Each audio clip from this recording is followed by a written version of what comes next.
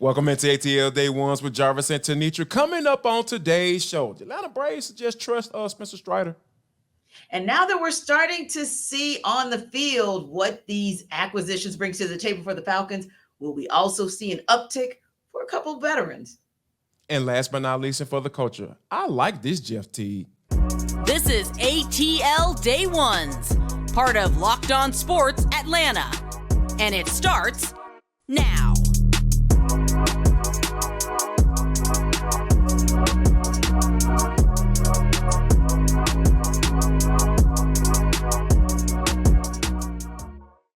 I want to start by saying thank you for making ATL Day Ones your first listen of the day. Remember, we are free and available wherever you download your podcast. And wherever you download your podcast, make sure that you leave us a 5-star review. Really appreciate that from you in advance. ATL Day Ones is part of the Locked On Podcast Network, your team every day. But coming up in 10 minutes, the Falcons made some acquisitions. But how are they going to benefit some of the guys that were already on the team? We'll discuss that in our second segment. But first, we have to talk about the Atlanta Braves getting the L last night. They got swept by the Boston Red Sox. Yes, I just said that. That did happen. A team who is, 3 or 4 games out of the wild card in their league. And they just got, the Braves got swept by a team like that. Now, 5-3, they take the L. And T, one of the things that I think that really stood out last night, we got a chance to see Pierce Johnson. And we understand why the Colorado Rockies traded Pierce Johnson by what happened last night. And also a guy who's been giving people ulcers all year is Kirby Yates. You know what I'm saying? He actually didn't come. He was shaky as well.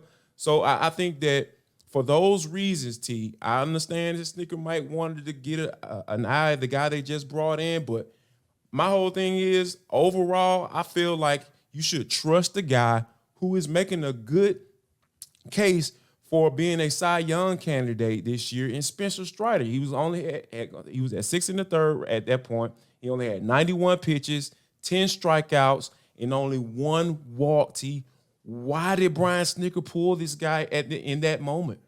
Yeah, it really is questionable because, again, this is a Spencer Strider that, like you said, showed all the control that you'd hope to see. 91 pitches is absolutely nothing for Spencer Strider, right? He was already at 10 strikeouts, which, by the way, when you look at 4 straight games of 10 strikeouts or more, something that has essentially never been done in Braves history. And then you look at him being at the top of the majors, now with 199 strikeouts, by the way. Why not let him get his 11th strikeout of the game? Why not let him try for even 12 or 13? I just think at the end of the day, that's probably where you want to go. Like you said, I would live or die by my guy Strider and just see what it is that he can give me, even if just to get out of that inning, because we've seen him get out of jams over and over again whenever he's at his best. And I think that we've seen him at his best of late. So yeah, 2 earned runs, 3 runs for the game. That it just, I don't know. I just feel like at that point, the game kind of, we know the game kind of turned on a dime. You have 1 run, then you have 3 runs, then you have another one that are given up, and it just kind of goes downhill from there. Now, in all fairness, this is also what the Red Sox are known for, because they are 4th in the majors in comebacks this season. So this is actually what they do. But that also makes your point and my point, which is if you know it's a comeback team that can immediately take advantage of someone coming in relief, then you leave your starter in, it seems. Yeah, and it seems like it's an easy decision because, like you said, all the things we just mentioned, right? Like we talk about what Spencer Strider has been on pace for, almost 300 strikeouts, you know what I mean? So I think those are some of the things, like you say, when you don't have your guys in there, when you are struggling, with, injuries and all that stuff. And you do have some guys who are familiar to you. We talked about Charlie Morton, struggling yesterday. And you have a guy who's coming in who's been, like you said, has been on a 10 strikeouts or more streak these last few outings. Like, it's an easy decision. It's an easy decision. Another decision, T, that I kind of question. I'm just sitting up here like, all right, this is just what really got the game in a weird space for me. When, he had 2 runners on, you had runners on 1st and 3rd, and you got to run up on the plate, and then soon as you come to the plate, you get Forrest Raw, and you send him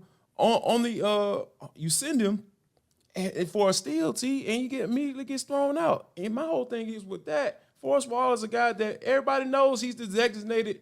That's the only reason he's on this roster because of running, right? You know what I'm saying? So my whole thing is like, at least give the batter the opportunity to bring him in. Don't go immediately. If you're gonna do that, I just feel like that was just not a horrible decision in my part, because my whole thing is like, you gotta line up, you got the bats, and give those guys an opportunity to make a play for you. Not Forrest Wall. Forrest Wall is not gonna win you a game on this roster.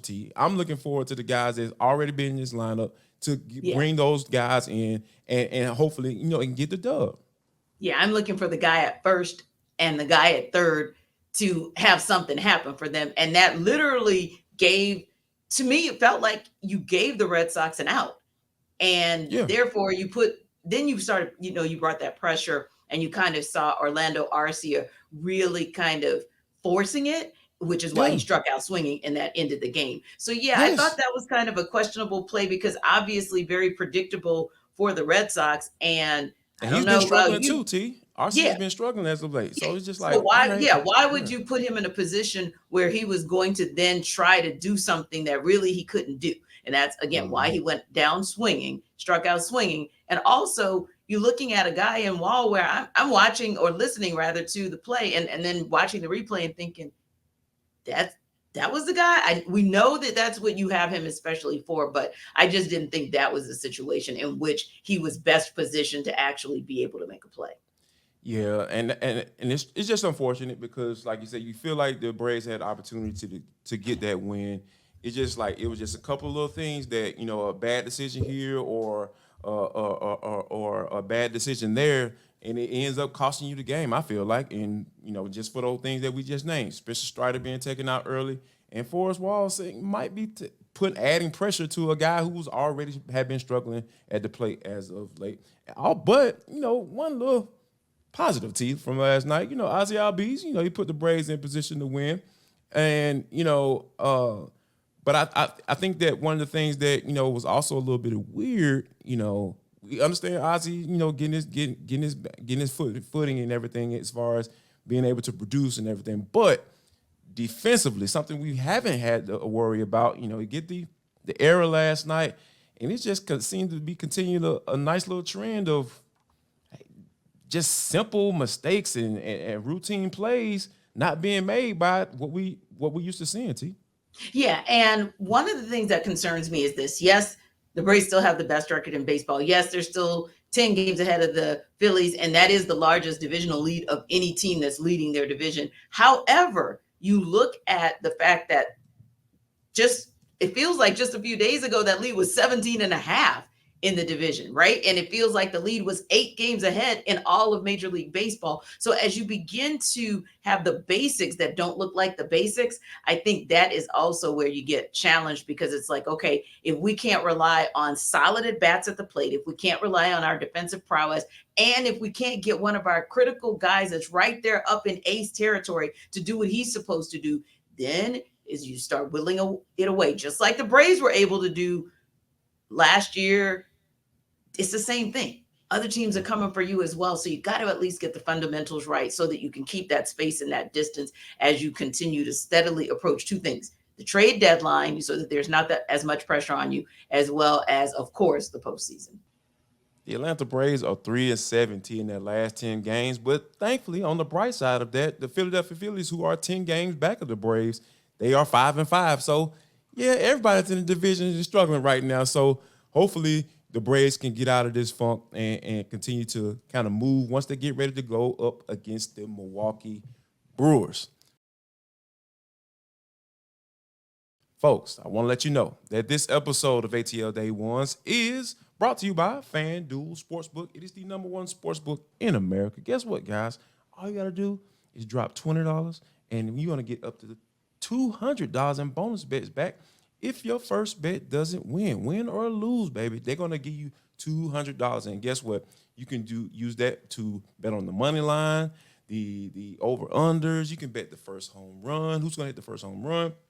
Braves bat has been a little lowly as of late, so they're going to catch fire at some point. So hey, you can put some money on that. And guess what, guys? The app, it is safe, it's secure, it's super easy to use. You don't have to worry about anybody getting your information or anything like that. Plus, once you make the bet and it clears, you get your money right away. You don't have to worry about going to anybody's house and go pulling up, trying to get your money and everything like that. They got it right there. It's super easy. You're going to drop it right into your account. All you got to do is go to fanduel.com/lockedon. That's fanduel.com/lockedon, LOCKEDON, and you're going to be able to take advantage of up to $200 in bonus bets back and win or lose. It's fanduel.com/lockedon. It is the official sportsbook betting partner of Major League Baseball. So, what is your bet on whether or not Jessie Bates III will have an immediate and profound impact on a secondary that really, other than AJ Terrell, and especially when AJ Terrell went down, really got it handed to themselves on a weekly basis? So, that said, Jarvis, I know you got a chance to catch up with Jessie Bates at Falcons training camp. And so, what were your thoughts on your conversation with him, especially in terms of him possibly facilitating for the Falcons what he was able to do for the Bengals? You know what? That was kind of one of the things that I really feel like the guy kind of understands what his role is, and you can tell like he's had those conversations with Arthur Smith and Ryan Nielsen. Hey, here's what we're trying to do, and because when I asked him about what brought him to Atlanta, he was very honest. He was just saying, hey, they saw what I did in Cincinnati and being around and the division kind of being in flux and nobody really taking advantage of, or taking the division by hand or whatever. So he was saying how, hey, that's kind of what the same position that the Falcons are in right now. Like, I know some people are saying the Saints and all that stuff, going with the veteran quarterback and Dennis Allen as a head coach. I don't know why, but those are some of the things that people are looking at saying, hey, those guys should win the division. But overall landscape of the NFC South is pretty much up for grabs. So he was saying, hey, that's what I saw when I came down here. And I was like, I saw it as an opportunity to come down. And also, he was also very honest as well, T. When you talk about the money piece, yeah, that's talking about generational wealth, being able to change the trajectory of his family's, in game or whatever. So I think all of those things kind of boil down to me when I was talking to him. I'm just like, all right, this cat understands what's going on. He understands what it means to be coming in as a safety that's probably one of the highest paid safeties in the league. And, and people not really passing out that type of money anymore. I really think he understands the assignment. And when you have guys who understand what they need to do, that those guys will come in fully prepared to come in and make plays and have an effect on those teams because he's been through it before.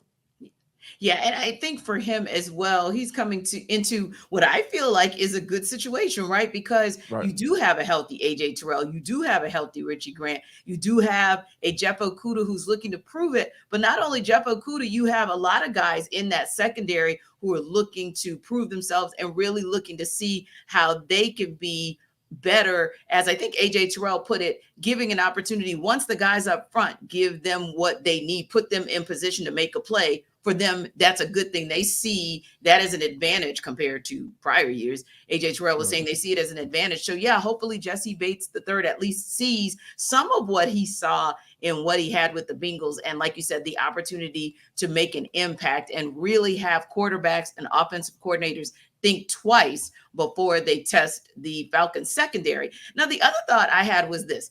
I just mentioned all of the veterans and all of the Falcons secondary players who could potentially benefit from having a Jessie Bates III in the DB core, particularly AJ Terrell. Why do I say that, Jarvis? Because he's a guy who has been now with this team, 4 years? And he's seen it all. He's seen ups, downs, as far as the sort of rotation and players rotating in and out Spin the carousel. Whatever corner we're going to put on the other side of me. Yeah, exactly. Who in the world is going to be on that other island, if you will? He's also seen his fair share of DB coaches and DCs. And now it seems like there's finally going to be some stabilization there. So we're looking to say, okay, if you've got Okudah, if you've got Bates, if you've got Grant, we need to see an uptick and we need to go back to the AJ Terrell that we saw in prior years.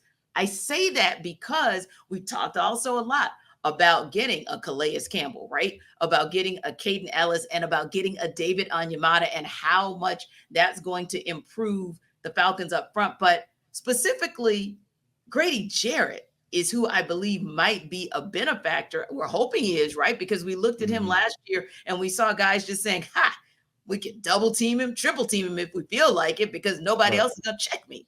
Now you got guys that can check those other guys, which Jarvis, in your conversation with David Onyemata and just what you saw, wouldn't you think that this is a year where we need to also and want to also see an uptick from Grady? Absolutely. Absolutely. Because here's the thing, like those guys kind of come from a space where they're understanding like, hey, more than likely I'm gonna be a double team on Sunday. Like, you know what I'm saying? Like you go into it with those expectations, but now those guys really understand, like now it's kind of like, okay, you're gonna have to pick and choose your battle. Yes. And that on varying, depending on what play it is, like you're gonna be double team and I'm gonna be single block. So somebody's gonna benefit, whether it be David Onyemata and Grady Jarrett. I think Grady Jarrett's gonna benefit the most, you know what I'm saying, from time to time. But like at the end of the day, David Onyemata you might see an uptick in his sacks, or you might see an uptick in his TFLs because, hey, people are still going to pay attention to Grady Jarrett because that's what they're used to. That's the film that they have. Like, okay, we can know we got to pay attention to 9-7, but now that Onyemata is in place, you're going to have to play around with it a little bit. And then the more you get the offense to thinking about who you're going to double team or who's going to double team on what particular play, like that's when you get the offense to thinking when it comes to the game plan, because, hey, coming in on Sundays last year, 9-7, that's all we got to worry about. Yep. And then we good. Now, not so much. It's gonna be a little bit more of a thought process as to how you're gonna game plan, specifically in the run game. And I even asked Onyemata about that, and I absolutely love his answer. I was like, hey, like, do you understand, did you guys kind of have conversations about what it's going to mean for you guys to be able to get more single blocks because of how good you are going to be together? Mm-hmm. And he was like, man, sometimes things are better left unsaid because we already know. He said, we understand. We know what we bring to the table. So, and we understand that, hey, this is where we are, and we know that we're going to be able to take advantage of some single blocks on Sundays, more so than what we've done in the past.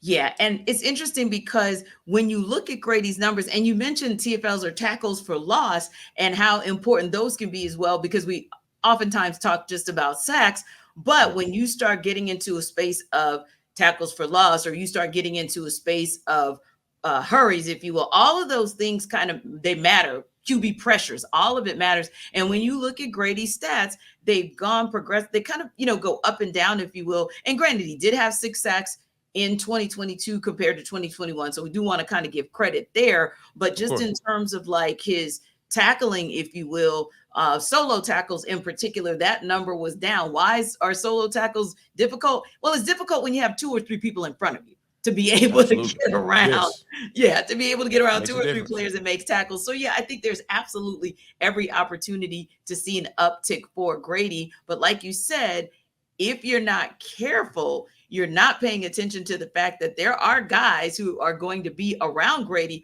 who are looking to make an uptick as well. Like I said, we talk about David Onyemata or not. Like, I don't think we talk about him enough, right? And I also don't think we talk enough about Caden Ellis and how important he can be to that linebacker core, because it really just depends on, of course, how he's going to be used in particular packages versus, say, how a Lorenzo Carter might be used, or even how a Troy Anderson, if he's used, how he's used, and Arnold Ebiketie as well. So I think that's going to be another thing for us to look at in training camp, kind of seeing how these new acquisitions are being used. And also maybe, of course, it'll only be a couple snaps or maybe a couple of plays during the preseason, if you will, a couple of series, but ultimately just to kind of see if there's any impact that can indicate what we might see in the regular season. What do you guys think? I mean, do you think that Grady is going to have a positive uptick and get back to doing 9-7 things with all of these new acquisitions? Let us know your thoughts. Don't forget to drop us a comment in YouTube, or if you have questions. I mean, we're going to be out at Flowery Branch. We will be able to see things and be able to share our thoughts and answer your questions. And of course, don't forget that you can watch ATL Day Ones on YouTube, but you can also download this amazing podcast wherever you download your podcasts.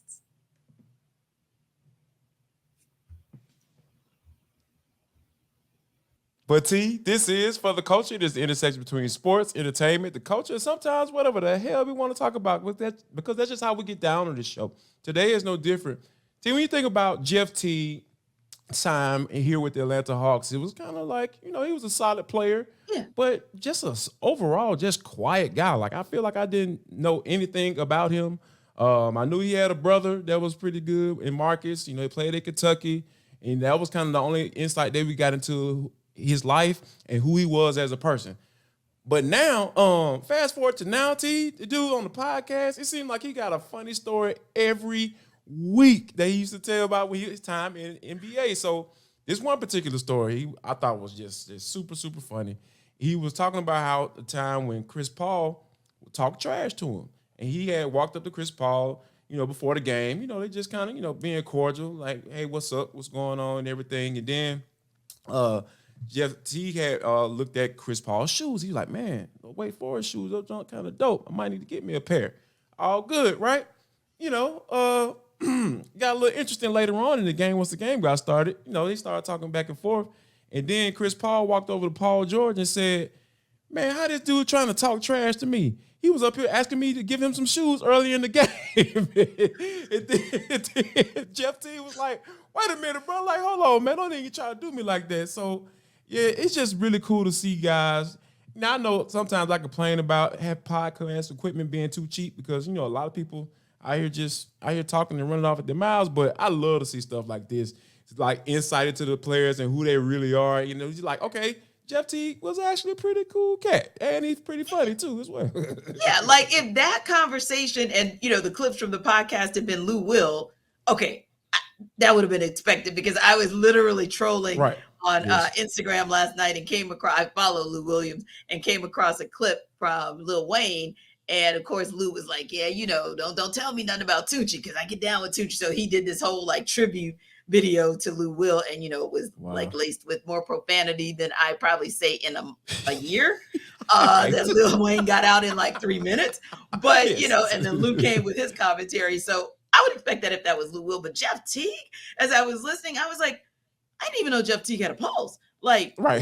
I mean, I've never seen anybody use 7 words and stretch it as well as Jeff Teague did in media avails for the Hawks. I didn't know. Yes. Good guy, nice guy. I remember being invited rather to a luncheon where he was promoting his foundation and had a chance to talk to him there. And he talked to me a little bit more because that was a passion point for him, right? But other than that, I could count on one hand and not need all fingers to tell you how many times Jeff Teague said more than 7 words. However, if you guys have a few minutes to check out that podcast, anytime Jeff Teague is trending in the middle of Thursday, in the middle of July or end of July, it's good stuff. I'm telling you, man, you cannot make this up. And like you said, it just reminds you, like we say, celebrities are just like us. Well, enter Jeff Teague, who was talking to his sister, who had never come to a game and talked to her for so long, he missed the bus. And then how Coach Bud responded to him. Right, the bus circles back and the coach basically says, "Get the F on the bus." And he was like, "Yeah, I kind of knew my time was winding down." Yes. So yeah, I love it. Because how many of us can tell crazy stories like that of almost missing the bus, me, or missing the bus outright, and somebody coming back around like this fool. Exactly. Did you not see this bus pulling off? Right. I won't tell you I was talking to my sister though, but anyway, moving along. Yes, no doubt. And speaking of trending, Jeff Teague trending out here because he's dropping the little hot clips on online and everything like that. But Arthur Smith was trending yesterday, T, because he came out with the solo porn stash. You know what I'm saying? He had the porn stash jump going on. And yes, I'm sorry, like. Let me just say this because you know what I'm saying, like every time I see a white man, you know what I'm saying, our white brethren with the solo stash, like that's immediately what comes to It my just mind. reminds you of adult Yeah. films. Yeah, exactly. Dirk Diggler, like, yeah, see, I see what you did, T. You trying to make me seem like I'm a bad person. Like, I said adult sorry. films. I tried to clean it up. I don't know what else to do. I'm going to go with he reminded me of Spencer Strider. I'm going to go with that. All right. Yeah, like, I know I you're liked keep his it clean. rationale Hold for it, yes. where he said it was basically, him, he's so tongue-in-cheek, and you never know when he's going to make a joke. He's made a joke talking to you before. He's made a joke talking to me before. I mean, he really, and he knows and dry us. Like, he'll humor make too. Like, yeah. Yeah, he knows us individually well enough to know who he can make the joke with, how he can make the joke, and he allows you to make a comeback on the joke. So it just he's quick with it. He's highly intelligent and quick-witted all at the same time. So he says that, hey, after 10 years of marriage, he just kind of thought he would switch it up. And that got me thinking, because there's always that debate. It's a lifestyle too, T. It's a lifestyle. It's a lifestyle. I died. I was like, I can't with you, Art Smith. It's a lifestyle and it's a change. And it's always funny because we as women talk about those kinds of things, like, right? Yeah. We always say, you guys have your commentary on our hair, but we got our commentary on your facial hair, whether or not we like a goatee, a stash, a shadow, just whatever.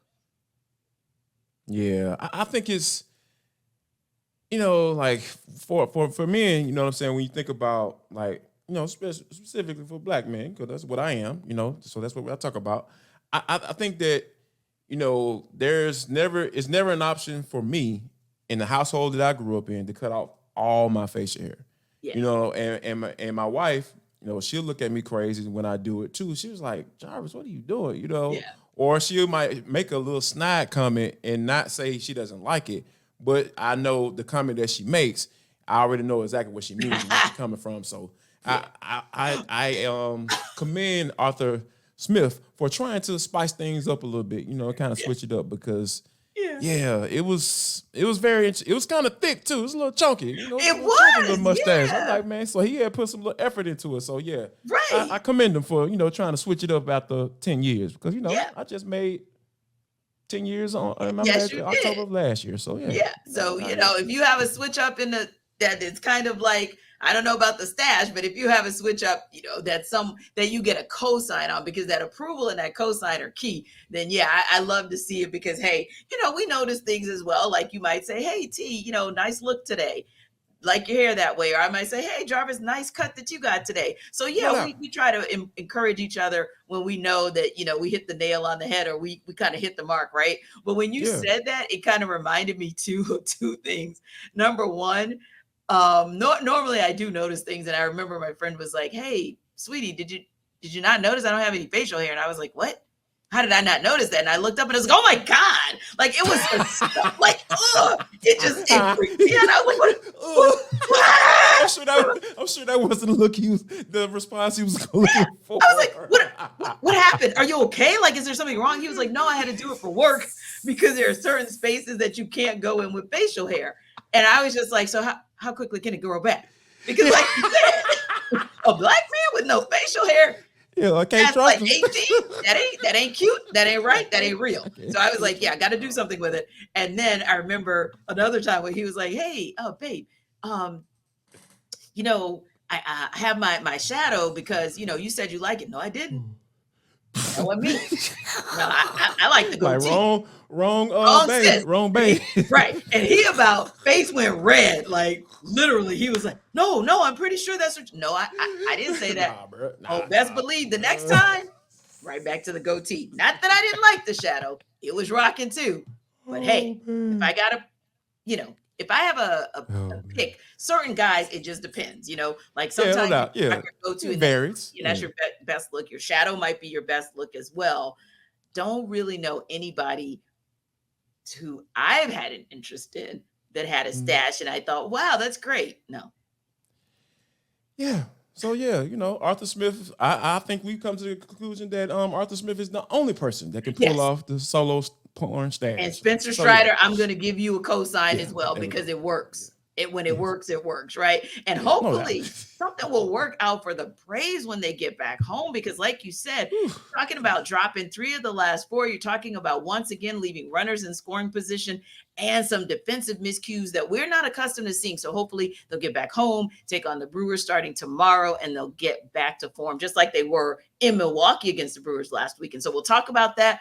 More feedback and reaction from Falcons training camp. And of course, the Dream are in the NYC looking for another dub against the Liberty. So we'll break that down for you tomorrow as well. So make sure you come back so you can get all the tea about Atlanta sports.